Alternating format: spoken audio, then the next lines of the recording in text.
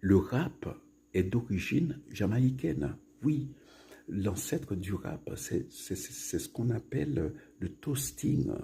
Et dans les années 70, le toaster le plus connu, c'était U-Woy. Donc, c'est quoi le toasting? Eh ben, c'est très simple, hein. C'est une musique. Donc, c'est un rhythm, comme disent les Jamaïcains, et la personne parle dessus, hein. Euh, ça me rappelle le coupé chloré, hein.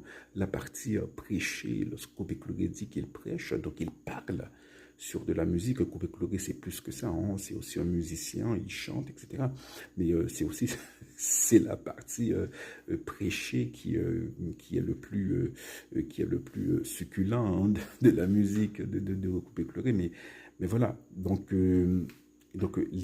à New York, il y a beaucoup de Jamaïcains. Donc les Jamaïcains de New York ont adopté le style, ont fait venir, hein, ont pris le style de U-Woy.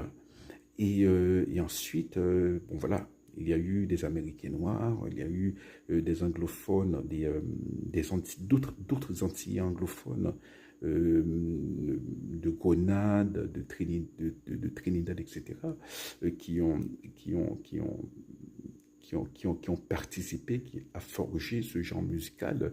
Et même lorsque vous écoutez quelqu'un comme Grandmaster Flash, qui est considéré comme le père du rap, euh, en tant que tel, en tant qu'il est, voilà, depuis le début des années 80, eh bien, on a l'impression de quelqu'un qui parle. Donc, c'est vraiment au début, c'est vraiment les mecs parlent sur de la musique et ensuite c'est devenu plus raffiné, hein, avec MC, comment ça s'appelait déjà, celui qui faisait Too Legit to Quit, MC Hammer et les autres, c'est devenu une musique beaucoup plus sophistiquée et qui intègre d'autres rythmes, d'autres sonorités, etc.